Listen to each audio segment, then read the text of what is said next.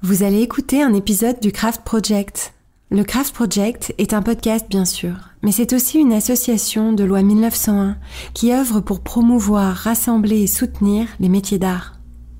Que vous soyez artisane, artisan, étudiante, étudiant, professionnel des métiers d'art ou passionné, rejoignez notre communauté d'amoureux de la matière et de la beauté en adhérant à notre association sur le site thecraftproject.fr. Bienvenue dans le Craft Project, une émission de podcast produite par Métiers Rares qui propose des conversations intimes avec des artisans d'art. Un artisan d'art est un homme ou une femme qui choisit de faire apparaître de nouveaux objets sur la planète et consacre à cette tâche son corps, son âme et son esprit avec technique et poésie. Du dernier des Mohicans au néo-artisan, le Craft Project cherche à comprendre comment se construit et se vit une vie d'artisan, pour parler à nos cœurs de faiseurs, de chercheurs de sens et de rêveurs.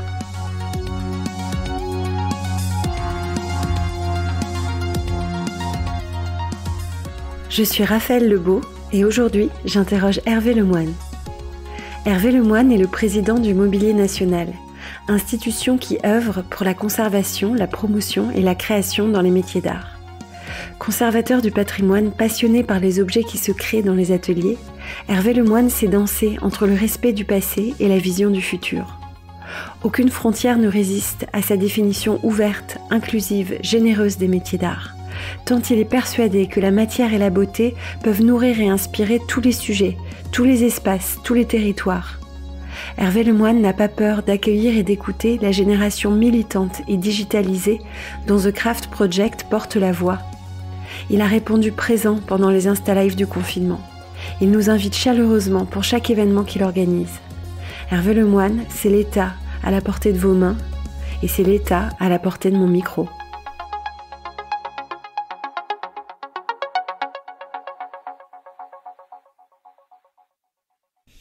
Bonjour Hervé Lemoine.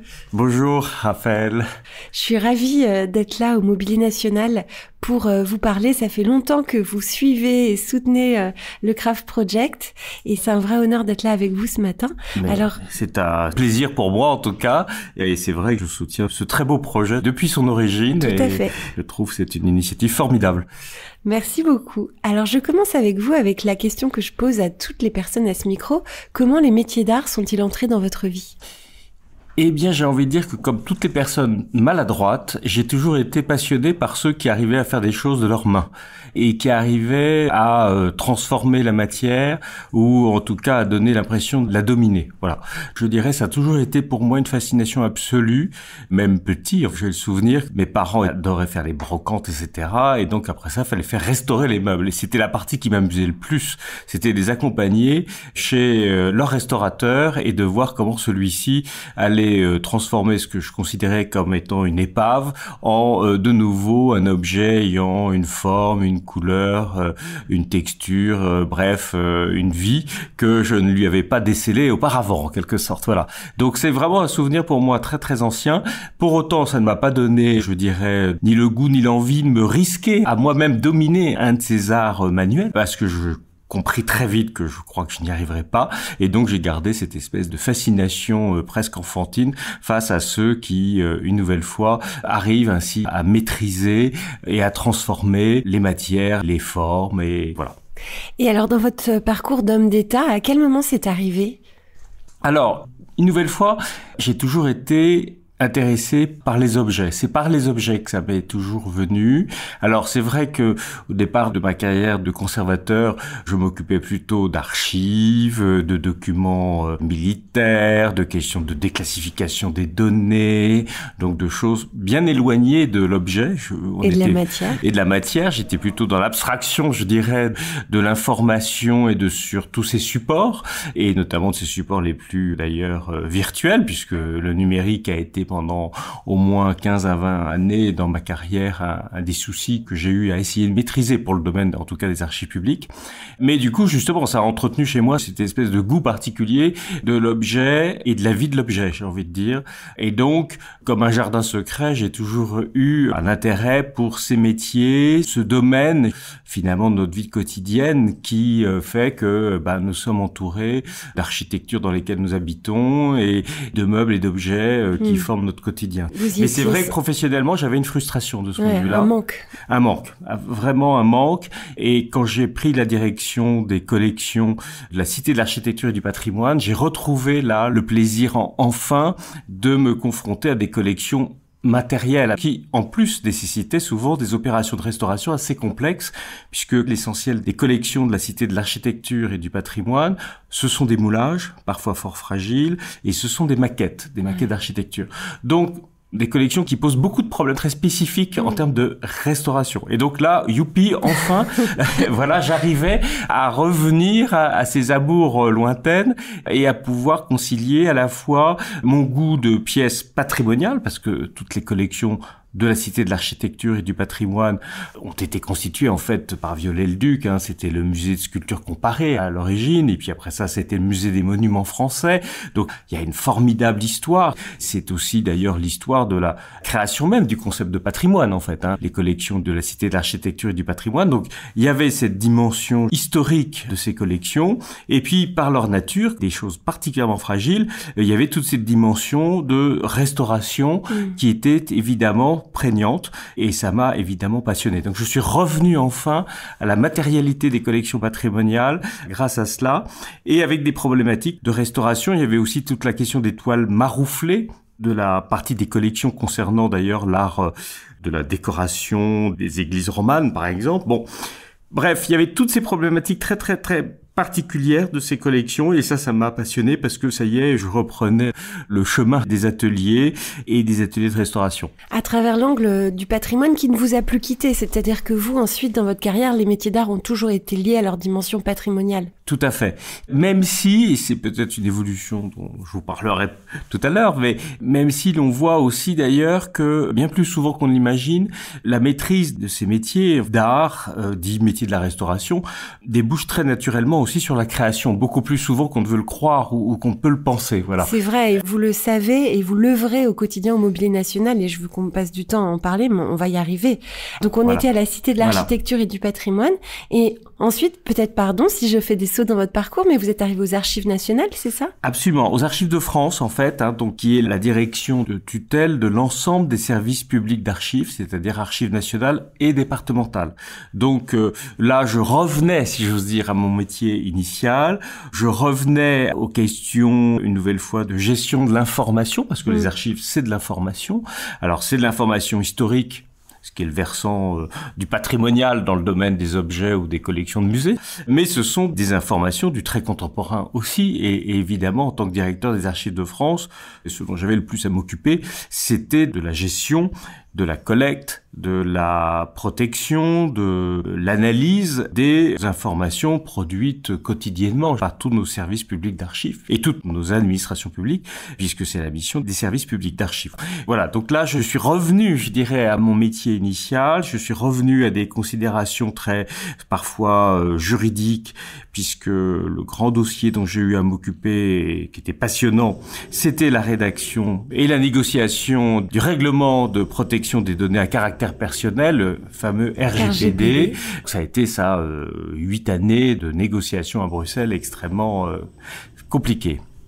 Alors, est-ce que les Archives nationales que moi j'ai pu visiter étaient dans votre périmètre? Oui, tout à fait, c'était absolument. Votre métier. Tout à fait. Parce que là, pour le coup, il y a des ateliers. Oui, absolument. Extraordinaires de restauration. Mais j'étais très frustré parce qu'en tant que directeur des Archives de France, pour le coup, j'étais tellement éloigné du terrain parce que c'est vraiment une direction et un service qui avait pour mission de déterminer les grands principes de la politique de collecte et d'analyse des archives en France. Donc, le périmètre d'activité était tellement large que je n'ai eu que trop peu souvent l'occasion de pouvoir m'échapper pour aller dans les ateliers de restauration, de reliure, de dorure qui existent aux Archives nationales. Voilà. Qui sont méconnus et qui sont formidables. Formidables. Et alors pour le coup, le seul moment où j'ai quand même pu un peu y aller et satisfaire ainsi mon désir profond de ces ateliers, enfin de la connaissance de ces métiers et de ces ateliers, c'est quand on a construit Pierrefitte, donc le très grand centre des Archives nationales à Pierrefitte au nord de Paris, où là on a réinstallé beaucoup des ateliers des Archives nationales dans ce bâtiment magnifique construit par Massimiliano Fuksas, et il y avait des très très grands ateliers là vraiment aux normes avec ce qu'il y avait de mieux en termes de matériel, etc. Donc là j'ai pu de nouveau un peu plus fureter, je dirais, dans ces ateliers parce que ça me passionnait, et c'était là pour le coup un des objectifs de la construction de ce très grand centre des Archives nationales dans le nord de Paris, voilà. Mais je peux pas dire que ça a été l'essentiel de mon activité, sinon on aurait considéré que je faisais presque l'école buissonnière. Non, c'est ça, mais en revanche, vous étiez fait pour le mobilier national, parce que là, ça réunit toutes vos appétences, vos compétences et votre parcours. C'est gentil de le dire ainsi. Je l'espère beaucoup, je le crois. En tout cas, c'est vrai que je suis pas venu ici par hasard. Ça, c'est évident que quand, donc, le poste de, alors à l'époque, on disait administrateur général ou directeur, peu importe, du mobilier national et de ses manufactures et ateliers. J'aime bien cette idée de manufacture et d'atelier. C'est bien toujours sûr. très, très concret comme ça. Quand ce poste s'est libéré et qu'il a été, comme on dit en beau langage administratif, ouvert à la vacance, je me suis évidemment présenté. Je n'étais pas le seul, nous étions nombreux à être intéressés par ce poste. Il y a eu des jurys, des entretiens. La ministre a fait un choix. C'était Françoise Nyssen à l'époque. Ce choix a été entériné par le président de la République et donc j'ai été nommé pour, je dois dire, ma plus grande joie, mon plus grand bonheur. Vous êtes fait pour ça. Voilà. En tout cas, j'ai eu vraiment l'impression, mais ce que vous dites est amusant parce que j'ai vraiment eu l'impression quand j'ai été nommé ici, mais donc j'y suis d'ailleurs toujours, cette impression n'a pas du tout varié, je dirais, que j'étais arrivé là où je voulais être. Voilà, ce qui est un sentiment qu'on n'a pas toujours, et qui est un truc absolument merveilleux, c'est de me dire, voilà, je pense que je suis à la place où je peux rendre le plus de services, et en tout cas, où je voulais vraiment être, et qui donne beaucoup de sens et d'épanouissement, en tout cas, à toute la carrière par ailleurs, à la fois de conservateur et de haut fonctionnaire que j'ai pu avoir auparavant. Oui, et à la personne, puisque ça rejoint aussi vos goûts personnels et vos appétits. Et en plus, voilà, exactement. Maintenant, je me suis enfin trouvé, je dirais, une fonction, une responsabilité qui m'autorise en toute bonne conscience à aller dans les ateliers, dans les manufactures, voir ce qui s'y passe, parce que c'est de ma responsabilité aussi. Boulot. Voilà, exactement. C'est mon job, c'est mon boulot. Voilà. Alors, on va en parler justement parce que Mobilier National, ce qui est merveilleux, c'est qu'il y a de la conservation du patrimoine, de la restauration du patrimoine et de la création. Donc, c'est ça qui est absolument magique ici. C'est de plus en plus connu parce que vous œuvrez beaucoup dans les métiers d'art et vous faites connaître de nous tous. Et on vient ici pour les merveilleuses conférences de Marc Bayard, on vient ici pour les expositions qui sont toutes plus fabuleuses les unes que les autres, les cartes blanches, vos appels à création. Donc en fait, vous avez ouvert grand les bras aux métiers d'art et au monde très vivant, contemporain et à tous les professionnels, aux étudiants des métiers d'art. Et ça, merci parce qu'on s'y love volontiers dans ces bras-là. Mais racontez-nous, pour ceux qui connaissent pas encore, c'est quoi le mobilier national ? Alors, le mobilier national, à l'origine, c'est le garde-meuble de la couronne. Bon, c'est en fait l'héritier donc d'une très ancienne administration d'Ancien Régime, qui même d'ailleurs avant d'être constituée en service, en administration, était en fait une partie de la maison du roi, qui, notamment au Moyen-Âge, ou même d'ailleurs sous la Renaissance, quand la cour de France était itinérante, avait la responsabilité de meubler et décorer les châteaux royaux avant justement que le roi et sa cour ne s'y installent. Dans notre histoire longue, c'est ça l'origine du mobilier national ou du garde-meuble royal. Voilà, c'était meubler et aménager les résidences royales avant que le roi ne s'y installe, parce qu'à l'époque, en réalité, ces grands châteaux royaux étaient vides et il n'y avait que très peu de meubles, chaises, coffres, tapisseries, argenteries qui constituaient constituait, je dirais... le fonds de maison. Voilà, le trousseau du roi, si j'ose dire. Bon, voilà. Donc, du coup, avant que le roi ne s'installe, ainsi que la cour, on installait tout ça. Et puis, hop, quand le roi repartait, tout ça repartait dans des chariots et on réinstallait ça dans un autre château. Bon. Avec, évidemment, notamment le Louvre, et plus encore Versailles, la cour se sédentarise. Et à ce moment-là, ce qui est intéressant, c'est qu'on voit déjà une inflexion un petit peu dans la mission du garde-meuble royal, qui n'a plus la responsabilité au quotidien, je dirais, de meubler au fur et à mesure ces châteaux royaux, mais qui a la responsabilité, en revanche, de les meubler de façon pérenne. C'est-à-dire qu'il faut que tous les châteaux soient en permanence totalement meublés et en fonction du goût du roi. Et c'est là où, à ce moment-là, le garde-meuble royal va aussi passer beaucoup de commandes auprès notamment de tous les artisans du fameux faubourg Saint-Antoine, qui va travailler, pas exclusivement, mais beaucoup pour la cour et le roi. Car en France, et ça c'est une des particularités de notre pays certainement, et c'est vrai que dès Henri IV on sent ce souhait, mais évidemment, c'est Louis XIV qui va lui donner le plus d'acuité ou de réalité. Le roi de France veut absolument que toute l'expression de l'excellence française, et notamment celle qui s'exprime au travers les métiers d'art, soit un outil de sa politique de rayonnement et de puissance. Et donc, le roi et les successeurs de Louis XIV vont toujours énormément solliciter le garde-meuble royal, qui lui-même va beaucoup solliciter tous les ateliers de création du faubourg, de façon à ce que le roi de France soit toujours meublé, que ses résidences soient toujours meublées et décorées avec ce qu'il y avait de plus contemporain à l'époque, de plus novateur ou innovant.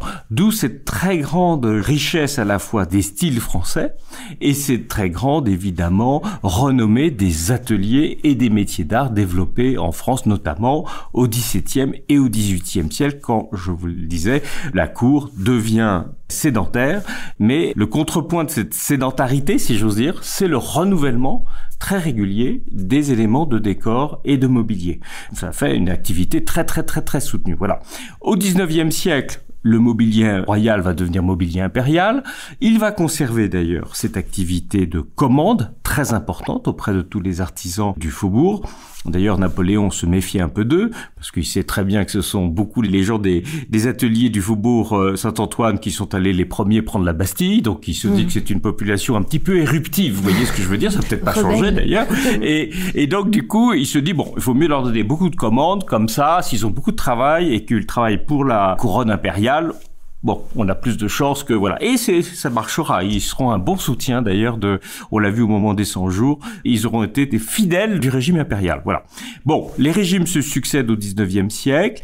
Le garde-meuble, donc, royal, puis impérial, puis républicain, et donc garde-meuble de la nation, et maintenant mobilier national, conserve cette activité, évidemment. Même sous la République, il y avait encore des commandes dans les faubourgs où on a perdu un peu ce faste. Alors, ça s'est ralenti.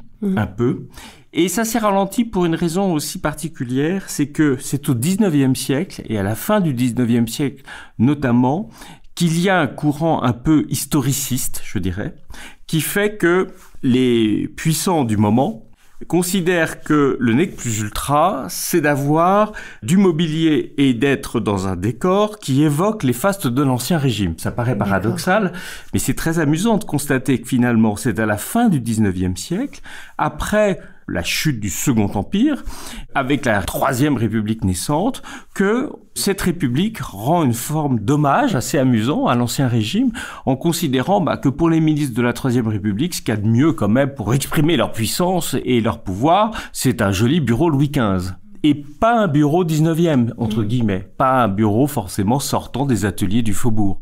Donc là, il y a un glissement qui s'opère à la fin du 19e siècle. Enfin, c'est comme ça que moi je le perçois en tout cas, et on le voit bien dans nos collections. C'est-à-dire qu'à ce moment-là, vous avez raison, le garde-meuble de la République passe plutôt moins de commandes que ne le faisaient ses ancêtres impériaux ou royaux, parce que on est plutôt dans l'idée d'une historisation du décor du pouvoir, plutôt que dans l'idée que le pouvoir doit représenter la création contemporaine. Là, il y a un glissement très important. Je vous dis, avant, le pouvoir, il se représentait toujours dans du contemporain. Napoléon III, il n'est pas meublé dans du Louis XV. Et il crée son propre style. Voilà. Et c'était comme ça de tous nos monarques, en réalité.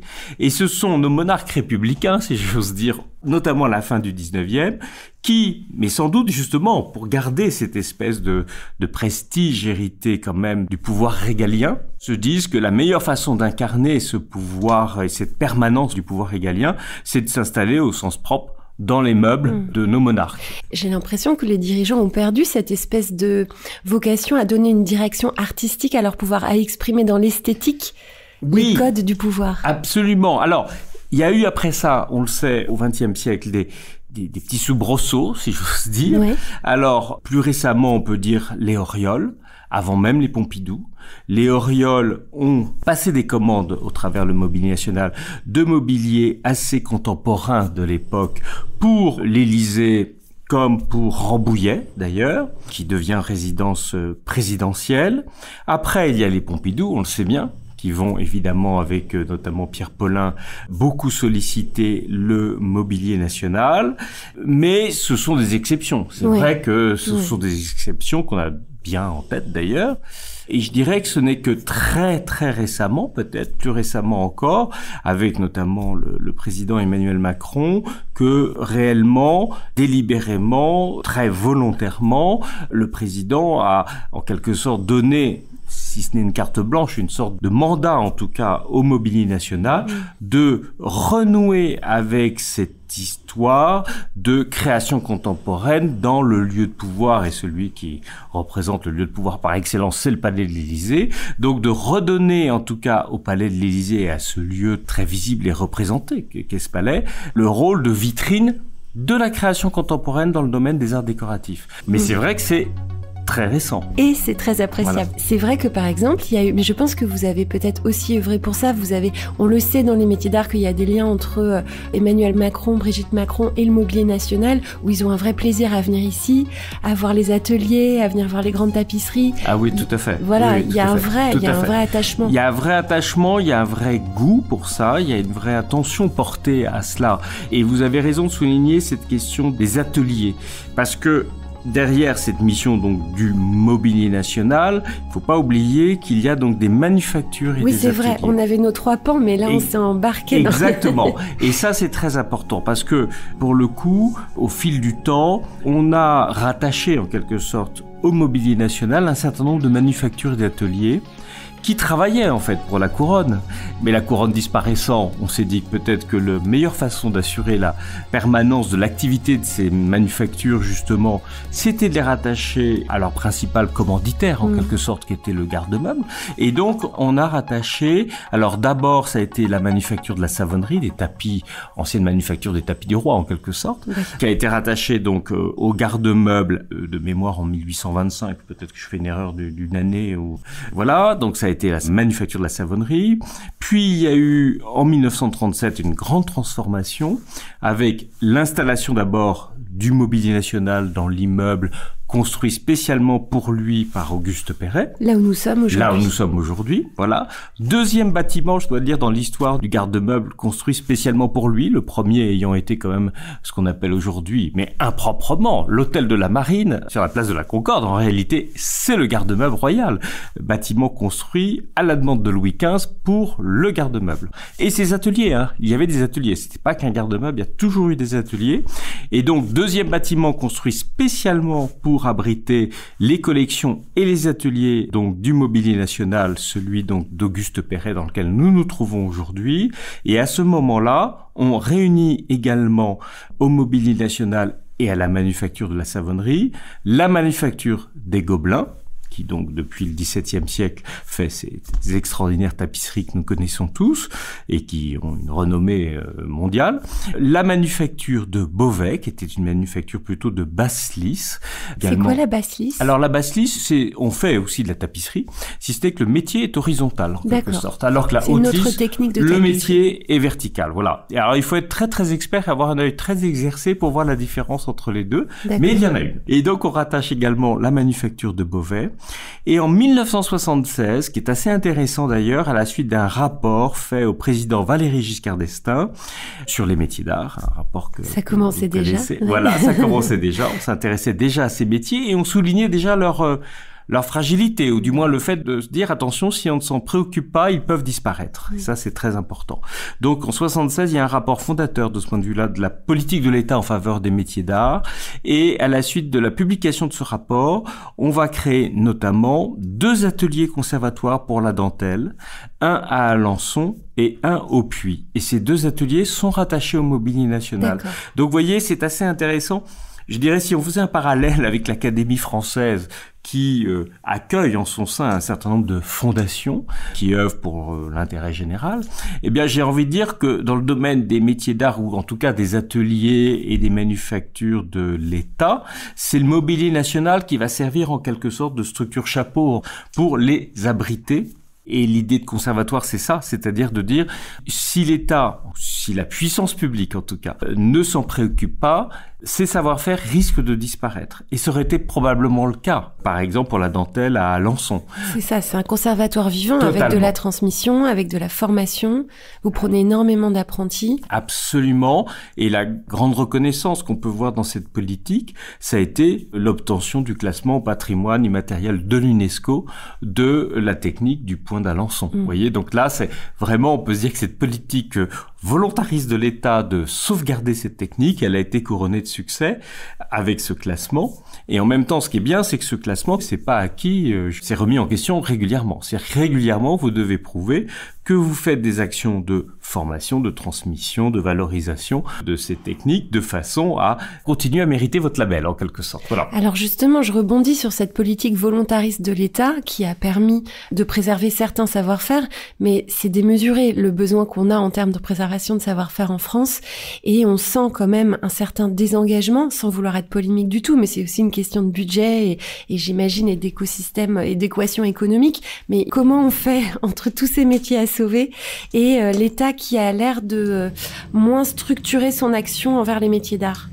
Alors, je ne sais pas si on peut dire que l'État se désengage, puisque en réalité, il y a eu quand même une politique assez constante, en tout cas de l'État, en faveur de la préservation de ces métiers. Enfin, moi, en tout cas, c'est la lecture que je fais de la chose, notamment avec la création de l'Institut national des métiers d'art, qui avait pour objectif, justement, d'abord de faire une sorte de cartographie de ces différents métiers. Bien sûr. Et cette cartographie ayant aussi pour objectif de les mettre un peu sous surveillance, c'est-à-dire de s'assurer qu'il n'y ait pas de disparition de savoir-faire dans des domaines très fragiles, c'est-à-dire où il n'y a plus que quelques personnes qui savent véritablement exercer certains métiers, certains gestes. Voilà. Donc, il y a eu quand même la création de l'INMA. Et vous savez ce que je vais vous dire. Alors, c'est que l'INMA doit trouver ses sous tout seul maintenant. Voilà, alors, ça c'est vrai. Bon, c'est pour ça peut-être, alors pour le coup, que moi, assez volontairement, j'ai souhaité que le Mobilier National, qui est un établissement public de l'État, en tout cas qui est devenu un établissement public au 1er janvier 2022, de l'État, qu'on puisse considérer que dans ses missions aussi, il y avait cette responsabilité particulière de soutien en faveur d'un certain nombre de métiers d'art. Pas de tous, bien sûr, on n'est pas compétents. Mais quand même, au-delà de vos métiers internalisés, absolument. Vous avez élargi les bras, encore une fois. Totalement. Et de se dire, justement, nous, à la limite, les métiers qui sont exercés au sein de l'institution, que ce soit dans nos manufactures ou ateliers, j'ai envie de dire, ils sont protégés par des budgets publics. Bon, alors évidemment, on sait très bien que les budgets publics, ça peut diminuer. Hein. Bon, voilà. Bon, là, on a obtenu, en l'espèce, l'augmentation de ces budgets, justement pour nous permettre de mieux entretenir, mieux défendre, entre guillemets, ou mieux assurer la transmission, la valorisation, et simplement nous donner de l'activité au sein de ces manufactures et ateliers. Mais il me semble qu'on ne peut pas se considérer comme un isolat, si vous voulez, indifférent à tout le réseau de ces ateliers privés qui existent en France et qui sont, de mon point de vue, une des richesses de notre pays, de notre territoire, et qui, pour certains, sont des toutes petites structures, donc très fragiles, et on voit très bien qu'une pandémie telle que le Covid peut, en 2 ans, priver de débouchés ou de clients un certain nombre de ces ateliers et les faire disparaître ou provoquer leur disparition. Donc on voit que c'est un écosystème qui est très fragile, d'où l'intérêt d'essayer de le soutenir. Et c'est pour cela qu'effectivement, moi j'ai souhaité que de façon volontaire, le Mobilier National s'investisse et investisse d'ailleurs des budgets en faveur de ces métiers, de ces ateliers, de ces savoir-faire, de façon à leur donner une nouvelle fois à la fois parfois du travail. Oui, c'est ça qui est important de dire, et moi c'est ce que j'apprécie beaucoup dans la démarche que vous avez mise en place, c'est que vous avez passé des commandes dans les ateliers. Parce qu'avant les subventions, avant les aides, avant la défiscalisation, avant tout ce qu'on peut faire, je pense que la première chose à faire pour soutenir les métiers d'art, c'est de passer des commandes. Et vous renouez avec un rôle de l'État, où là, il y a une vraie valorisation des entrepreneurs que sont les artisans d'art. Voilà, je suis content que vous le preniez ainsi parce que c'est vraiment ce qu'on a voulu faire. C'est vraiment ce qu'on a voulu faire. Je suis d'accord avec vous. En dehors de tous les dispositifs, effectivement, fiscaux, etc., et qui sont pas de notre sort, pour le coup, on n'a pas cette latitude-là. Moi, il m'a semblé que c'était très important de se dire, voilà, nous, on a quand même, depuis le temps, on a constitué un patrimoine de mobilier, d'objets extraordinaires, pour lesquels on n'a pas tous les savoir-faire, parce qu'on n'a pas les savoir-faire de certains doreurs, on n'a pas les savoir-faire qui nous permettent de restaurer des meubles en laque, on n'a pas les savoir-faire qui nous permettent de retendre du galuchat sur des commodes. Bref, il y a des tas de savoir-faire qu'on n'a pas et que d'autres ont. C'est notre responsabilité, c'est de leur dire, écoutez, restaurez donc ces pièces de notre patrimoine, qui est du patrimoine national. On en est les gardiens, mais c'est une nouvelle fois la propriété de la nation. Donc, de toute manière, je trouve naturel que des ateliers, et notamment des ateliers privés sans lesquels on ne pourrait pas assurer la sauvegarde de ce patrimoine, soient vraiment aidés, sollicités pour restaurer ces pièces de ce patrimoine. Donc ça, c'est vrai que... C'était à peu près 1 million d'euros ? Oui, 1 million d'euros, et on espère bien rééditer cela. En tout cas, on ne va pas arrêter. Ça, c'est vraiment, une nouvelle fois, un des objectifs de l'établissement public tel qu'il existe aujourd'hui. On ne va pas arrêter de soutenir ces ateliers privés, ateliers, une nouvelle fois, de restauration ou de création. Très Parce bien. qu'il y a aussi des pièces de création qu'il faut absolument, et la création dans le domaine des métiers d'art et du design qu'il faut soutenir. Tout à fait, et c'est parfait, on dirait qu'on a tout organisé cette interview alors qu'en fait on discute tout librement, c'est qu'on arrive à ce 3e pôle qui est la création. Il y a un atelier au Mobilier National qui s'appelle l'ARC, atelier de recherche et de création, voilà, qui a été effectivement fondé à l'initiative d'André Malraux et d'Antonios, je pense, pour soutenir les designers français au moment où, effectivement, nos amis et cousins italiens triomphaient dans le monde entier. Et on pouvait avoir l'impression que cette vague de création design échappait un peu à la France. Voilà.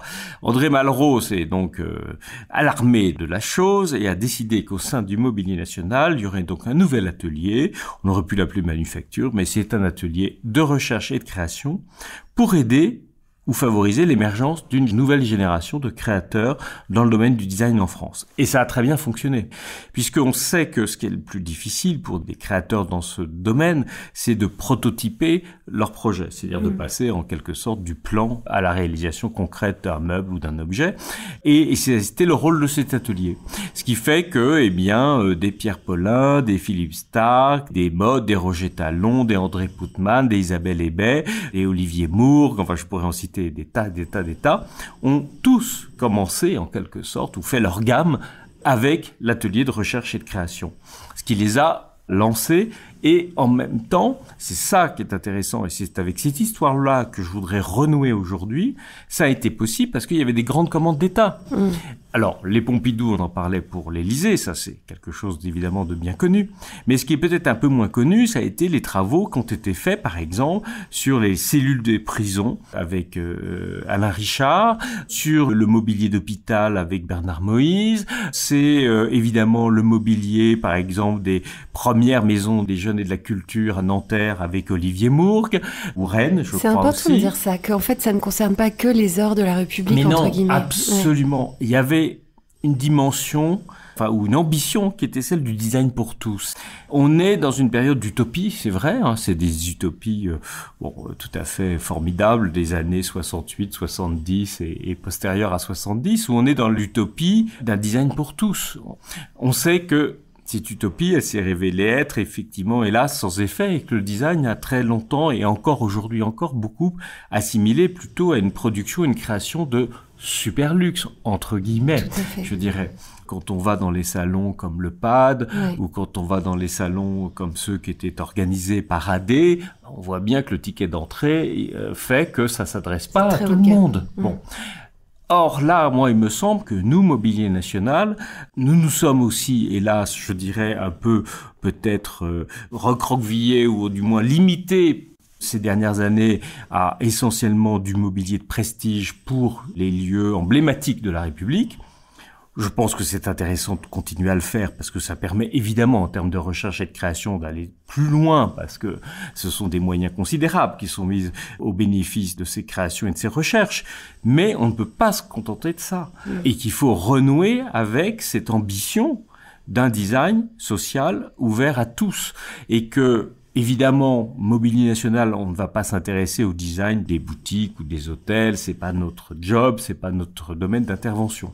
Mais en revanche, tout ce qui concerne le collectif et l'espace public, là oui, on a un rôle à jouer. Et ça, c'est vraiment une action très très volontaire qu'on essaie de mener de façon à ce que de nouveau des grands programmes publics d'investissement dans le secteur public, je dirais, ou dans le secteur qui est celui de l'intérêt général, intègre bien toujours des recherches et des propositions innovantes en matière de design. Et ça, on peut favoriser cette greffe-là. Voilà. Et on a envie d'incruster les métiers d'art dans cette histoire-là, même si je comprends bien qu'il y a des problématiques de budget, mais je suis certaine que si on imaginait un comptoir d'accueil Pôle emploi avec le bois gonflable de Steven Leprisé, on trouverait quelqu'un pour mécéner ce travail-là, avec l'idée que mettre la matière et la beauté et le travail fait avec toute l'âme et le corps d'un artisan d'art dans un lieu de fragilité, ça change cet espace.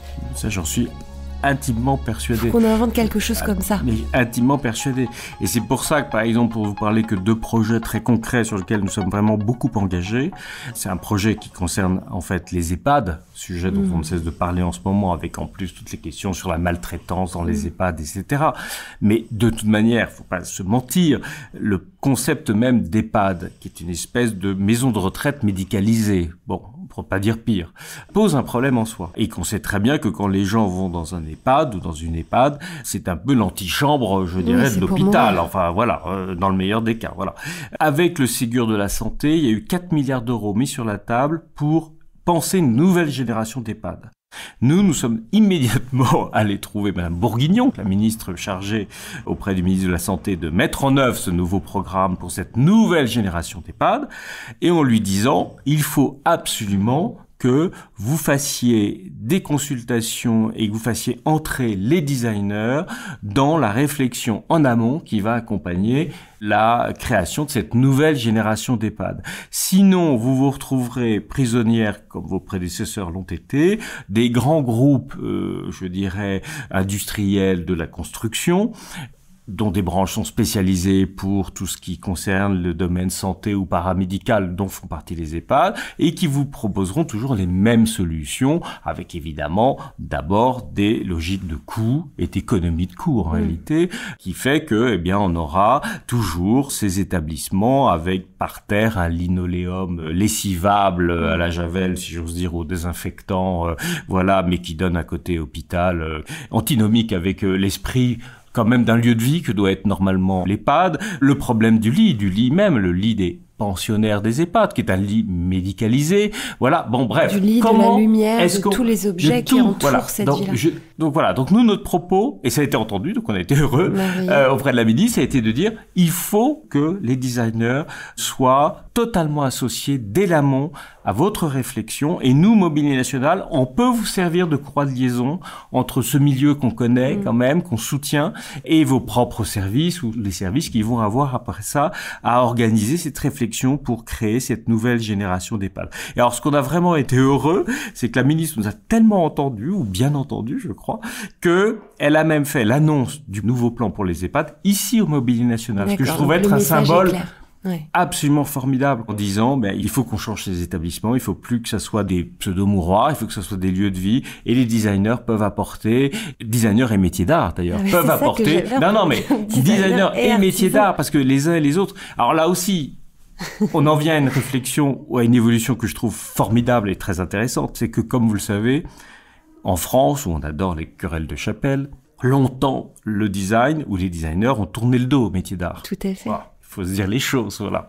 Aujourd'hui, ça y est, on sent que le Rubicon est franchi, si j'ose dire, et que de plus en plus de designers et de plus en plus de créations dites design fait appel au métier d'art et se rend compte que ce sont des trésors de savoir-faire, des trésors de compétences et que c'est plutôt un enrichissement que de travailler avec des maîtres d'art ou avec en tout cas des artisans d'art et des gens qui maîtrisent et connaissent la matière, toute matière confondue, je dirais, que c'est un enrichissement et non pas un appauvrissement ou, je dirais... Ou une sous-traitance pure. Exactement. Que c'est vraiment l'addition des compétences permet, là encore, un renouvellement en plus de la création dans le domaine. Enfin, je dirais, dans le domaine du design, c'est bon, on est allé au bout de ce qu'on pouvait faire en termes de minimalisme, j'ai envie de dire. Hein. Bon, il y a un moment où... C'est le retour de la matière. Et donc, l'artisan est indispensable et central. Exactement. Et ça, c'est un moment formidable.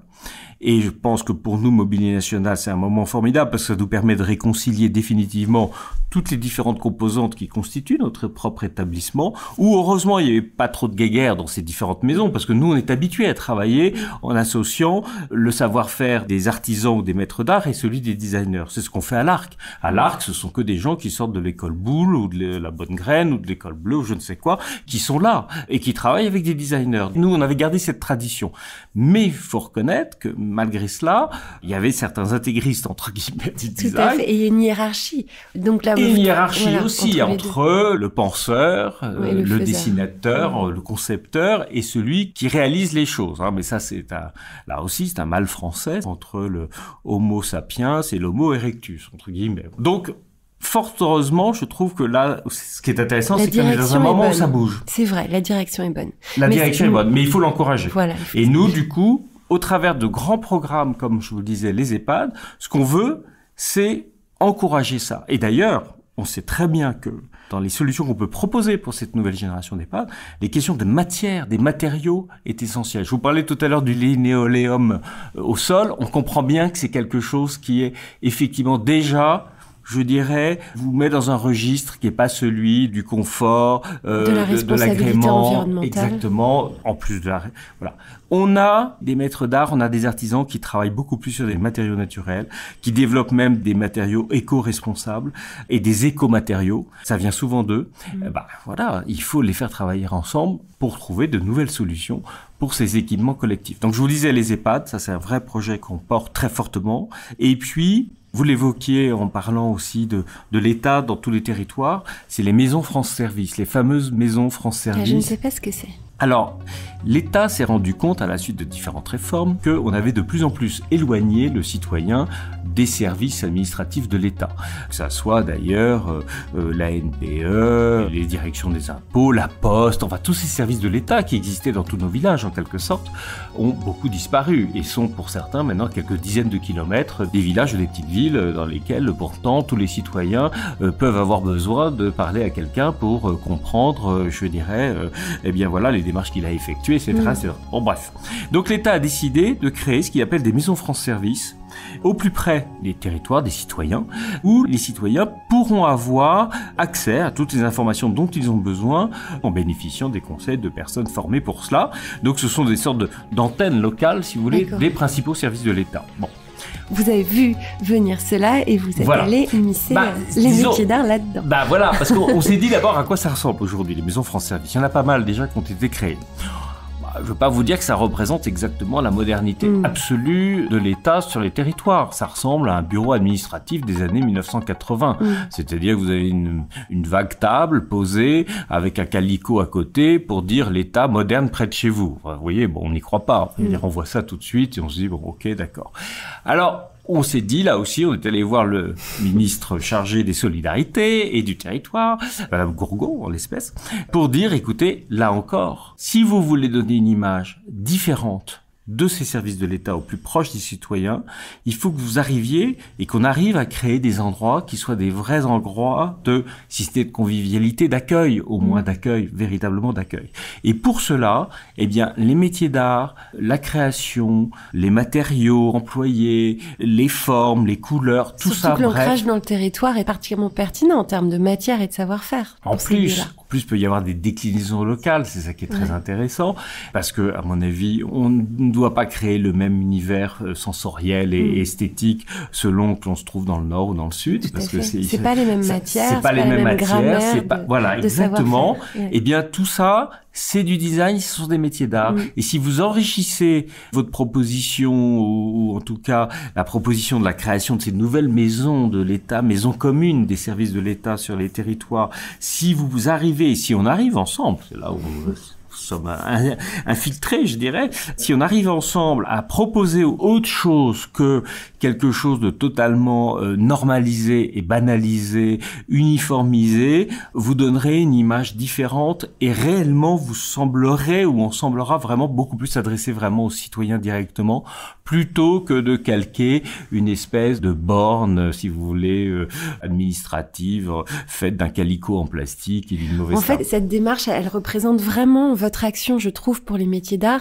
C'est ça, c'est ce côté moussaillon, comment dire, défricheur. Vous sortez du périmètre habituel, qui peut être un périmètre patrimonial, parfois même folklorique, en termes d'image. Vous sortez ça pour, à nouveau, encore ce mot, ouvrir les bras et mettre les métiers d'art là où on ne les attendait pas. Et je pense que ça, c'est vraiment une démarche prometteuse pour nous tous. Et vous avez aussi ce rôle, alors je vous fais des compliments ce matin, mais c'est je vous gentil, aime beaucoup.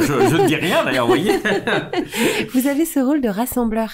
Et on sent que vous avez envie de rassembler. C'est-à-dire que quand le Craft Project est né il y a quelques années, on était minuscule sur Instagram, et ben vous vouliez savoir qui on était, ce qu'on voulait, vers où on allait, vers quoi on regardait. Et en même temps, vous représentez l'État et vous rassemblez des acteurs institutionnels plus importants. Donc ça, c'est très appréciable pour les acteurs de terrain comme nous, de se sentir considérés. Et donc, votre démarche de rassembler les métiers d'art, j'ai entendu dire que vous vouliez créer un moment de rassemblement des différents acteurs au Mobilier National. Est-ce qu'on peut en parler de cette vision? Alors, c'est un projet qu'on caresse, en tout cas. C'est ce qu'on essaie de faire maintenant, par exemple en portant un peu les Journées européennes des métiers d'art, en tout cas en organisant un événement au moment des Journées européennes des métiers d'art. C'est ce qu'on a fait avec l'exposition du VIA qu'on a donc accueilli en itinérance, avec également le moment de la matière à l'œuvre. Vous savez que les 3 jours, on a accueilli beaucoup de scolaires pour voir à la fois des ateliers, des métiers et d'ailleurs également des ateliers qui existent maintenant dans des grandes maisons, notamment de luxe aussi, mais pour que les jeunes comprennent qu'ils peuvent trouver au travers ces filières des métiers extrêmement épanouissants, valorisants, passionnants. On a déjà essayé là, cette année, puisque l'INMA avait décidé de ne plus faire de grandes expositions au moment de ces Journées européennes des métiers d'art.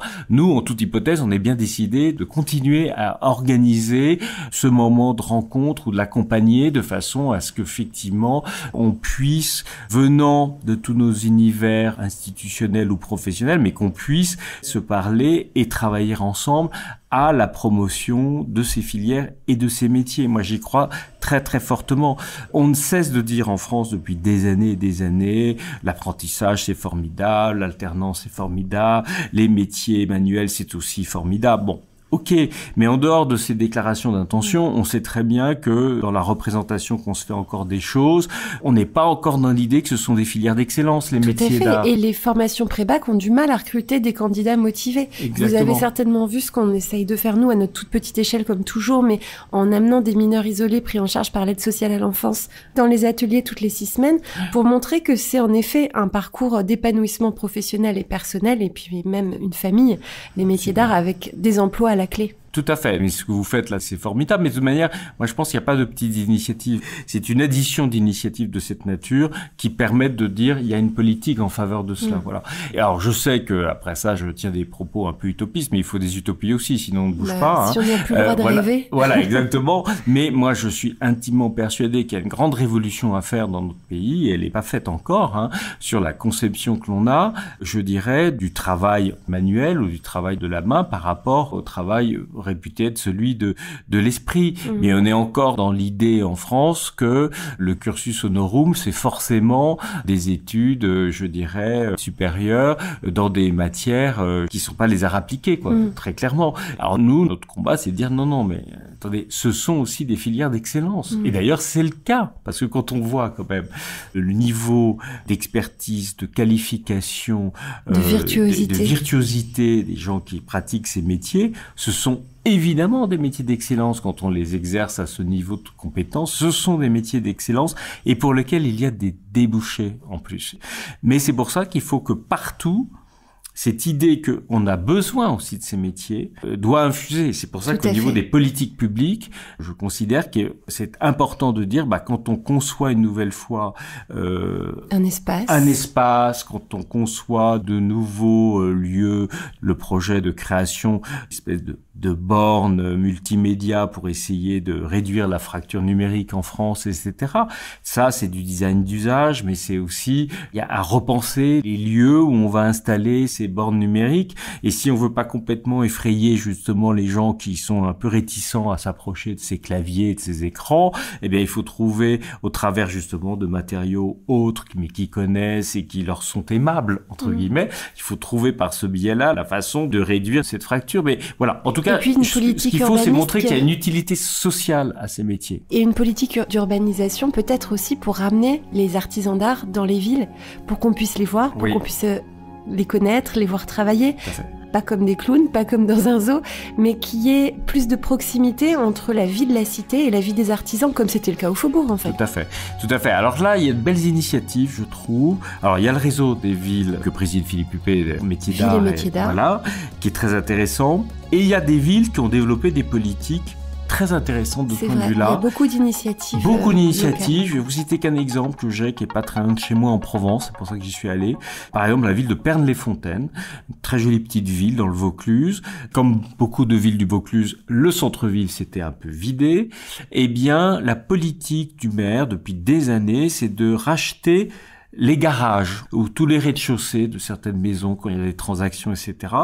et de les transformer, de les donner à bail pour quasiment rien à des artisans et des maîtres d'art. Eh bien, ça a marché formidablement bien. Et que cette petite ville qui se mourait tranquillement avec, comme ce qu'on connaît par cœur, alors des grands supermarchés en périphérie, bon bref, donc du coup tous les commerces en centre-ville disparaissent, les commerces ont été transformés depuis longtemps en, comme je vous le disais, en garage, en remise, etc. Donc grâce à cette politique-là, le maire a réintroduit des métiers d'art, des maîtres d'art, des restaurateurs, et c'est devenu de nouveau une petite ville beaucoup plus active, vivante. En termes de démographie, j'ai regardé, la population augmente, ce qui est toujours un très bon signe, donc ils ouvrent des classes plutôt qu'ils n'enferment. Et ce n'est pas que, je dirais, parce que de temps en temps on a cette idée de dire ah oui, il doit faire des choses folkloriques. Non, pas du tout. Il faut pas du tout des petits santons en bois ou des cigales. Voilà, c'est pas ça du tout. Mais si vous avez besoin de faire recouvrir vos fauteuils et votre canapé, là vous trouvez quelqu'un qui peut vous recouvrir votre fauteuil et votre canapé. Vous avez aussi des ébénistes, vous avez aussi des ferronniers, vous avez des gens qui travaillent, y compris pour l'aménagement des maisons. Enfin. Voilà, et ça redonnait de la vie à ce village. Alors, je sais bien qu'on peut pas peut-être faire ça dans toutes les villes et les villages, bien sûr, mais voilà, ça fait partie des initiatives qui marchent, qui peuvent inspirer d'autres donneurs d'ordre. En fait, il faut multiplier les donneurs d'ordre pour les artisans d'art, que ce soit les donneurs d'ordre publics, les donneurs d'ordre privés, les individus, les grandes maisons de luxe. Mais c'est vrai que l'État a son rôle à jouer, mais à l'échelle locale aussi. Et c'est ça qui est très important. Absolument, tout à fait. Et c'est pour ça que, si vous voulez, lors de la dernière campagne que nous avons faite de restauration, donc de pièces de nos collections patrimoniales, on a été extrêmement heureux de voir que parmi les gens qui nous ont répondu, plus de 50% étaient partout en France, je dirais. C'était pas que des ateliers parisiens ou régions parisiennes. Plus de la moitié des ateliers qui ont restauré des pièces de nos collections sont des ateliers qui sont partout en France. Et de la même façon, la campagne d'acquisition de pièces contemporaines, de création, là, c'est 70% des ateliers qui sont hors région parisienne et Île-de-France. Et beaucoup d'artisans d'art ont quitté aussi la région Île-de-France pour des raisons de de loyer, mais c'est très bien. Ils sont ravis de pouvoir s'installer en région. C'est pas un problème. Qu'ils soient accompagnés et accueillis. Bien sûr. L'attention qu'on doit nous porter, en tout cas, structure publique, c'est le fait de bien nous adresser à eux. C'est-à-dire que notre réseau de confiance, comme on dit généralement, ça soit pas uniquement nos voisins de palier. Il faut se dire que ce qui doit primer, c'est la qualité du travail. Et que cette qualité du travail, si on la trouve en Auvergne, c'est formidable et c'est très bien. Et qu'il faut faire travailler l'atelier qui est en Auvergne. Voilà. On n'a pas parlé du campus des métiers d'art et du design. Le campus des métiers d'art et du design, son objectif, c'est d'arriver, là encore, d'ailleurs il s'appelle métier d'art et design pour bien dire qu'il n'y a pas d'antinomie ou d'opposition entre métier d'art et design, que ça doit fonctionner ensemble maintenant. Donc déjà il y a un aspect revendicatif dans le nom même du campus qui est de bien montrer cette volonté que l'on a d'associer à part égale métier d'art et design. Et c'est aussi une façon, c'est l'objectif vraiment du campus, de favoriser l'épanouissement professionnel de tous ceux qui font ces écoles, qui appartiennent au campus, évidemment, et d'autres, mais qui font ces écoles. Pour être très clair, on se rend compte que dans nos écoles, dans nos lycées, qui sont formidables, on forme trop peu nos jeunes à être de futurs petits entrepreneurs. Or, ils vont se confronter à une réalité économique qui est compliquée. Très rapidement, ils vont se retrouver dans la situation d'être des auto-entrepreneurs ou des responsables de petites entreprises. C'est aussi des savoir-faire, c'est aussi des compétences, etc. particulières. Et nous, on veut essayer de les aider à comprendre que s'ils veulent réussir, il va falloir qu'ils acquièrent peut-être un certain type de compétences, ou en tout cas qu'ils soient attentifs peut-être à la constitution peut-être de groupements, je ne sais pas, qui travaillent ensemble pour répondre à des appels d'offres, etc. Ce qu'ils font pas assez aujourd'hui, ce qui est très dommage. Bref, voilà. Tout ça sans diminuer les heures d'enseignement technique en atelier. Vous connaissez notre mobilisation. Ça, c'est essentiel. Le mal français, c'est toujours de privilégier le cours magistral par rapport aux travaux dirigés. Si je suis trivial, c'est un peu ça. Et donc ça, pour moi, rien dans ces domaines-là ne doit remplacer, évidemment, la pratique en atelier. C'est cette dimension-là qu'il faut revendiquer et c'est absolument essentiel. Sinon, on fera des mauvais maîtres d'art qui seront pas spécialement plus épanouis pour autant. Donc voilà. Alors la dernière question, c'est la fée des métiers d'art. On connaît une fée des métiers d'art. Qu'est-ce qu'elle peut faire pour vous avec la baguette magique? Ou plus précisément, qu'est-ce que vous pourriez faire pour les métiers d'art si vous deveniez ministre de la Culture? Dieu m'en préserve, voilà. Mais parce que je quitterai à ce moment-là justement mes ateliers, ces manufactures que j'aime tant. Donc je tiens à rester moi près des... susurrer à l'oreille. Voilà. Mais moi je pense que une nouvelle fois, on voit il y a beaucoup d'initiatives. Les choses bougent quand même un peu et beaucoup dans certains domaines. Il y a des acteurs nouveaux, vous en faites partie, qui sont arrivés, qui portent un certain discours. Il y a des institutions publiques telles que la nôtre qui, maintenant, vous emboîtent le pas, j'ai envie de dire, ou en tout cas vont dans le même sens. J'ai envie de dire, il y a ce dernier rapport qui a été fait par Philippe Huppé, que j'ai trouvé très intéressant d'ailleurs, plutôt avec des pistes assez intéressantes. Je pense qu'il faudrait vraiment maintenant que la question des métiers d'art devienne une véritable cause nationale pour que l'on comprenne que c'est une des chances de notre pays. Je ne crois pas forcément qu'on puisse réindustrialiser notre pays parce que ça c'est beaucoup plus compliqué certainement et il y a des contraintes économiques qui sont telles que c'est très complexe. En revanche, dans le domaine des métiers d'art, des ateliers, des manufactures, du savoir-faire, de l'excellence, là, on a une voie qui est possible. Et il faut, de ce point de vue-là, que tous les efforts soient mis pour, justement, soutenir cet atout français que nous avons. Je dirais d'une façon pas polémique, mais d'une façon volontaire, je pense qu'il faut aussi que les groupes de luxe, nous avons la chance d'avoir en France, mouillent aussi la chemise. Prennent leur part. Très, très clairement. Parce que si ces groupes de luxe existent et sont français, c'est parce qu'il y a eu des manufactures, des ateliers, des métiers d'art exceptionnels en France, et que donc il faut qu'ils prennent garde à soutenir ce terreau riche de compétences et de métiers futurs, dont certains sont même à imaginer peut-être encore, pour qu'on continue à garder, je dirais, cet avantage ou cette position avantageuse en tout cas dans le domaine des grands groupes de luxe, mais aussi Ça ne se fera pas sans les métiers d'art et sans les compétences qui existent sur l'ensemble du territoire dans ces domaines. Voilà. Donc moi, voilà, je dirais que s'il y avait une bonne fée, voilà. Attirer l'attention des autres interlocuteurs, des autres ministres aussi, pas seulement. Alors nous, les métiers d'art, on a le ministre de la Culture, le ministre de l'économie et le ministre des petites et moyennes entreprises. Petites et moyennes entreprises. Voilà. On a 3 tutelles, c'est ça? Voilà. Alors ce qui est compliqué. Mais il nous en faudrait 18. Il faut tous qui soient tutelles des métiers. Voilà. En tout cas, je pense que effectivement, je sais qu'il y a beaucoup de sujets, évidemment, dès qu'on parle de politique et de politique nationale, il y a beaucoup de sujets.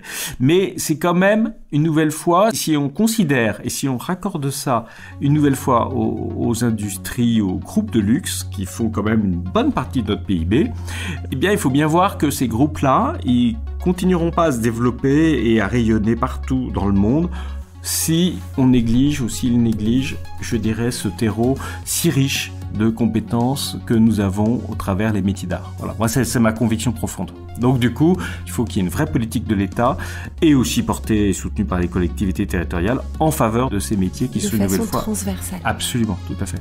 Merci Hervé Lemoine. Voilà, merci à vous, merci beaucoup.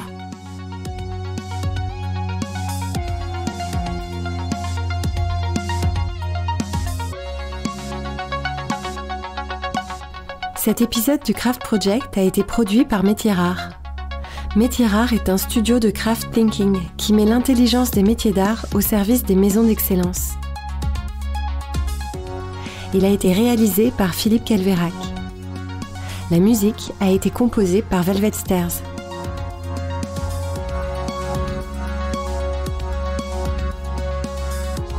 Si vous avez aimé cet épisode, dites-le nous avec 5 étoiles et un gentil commentaire sur Apple Podcast. On aime aussi vous lire sur Instagram, sur le compte the.craft.project.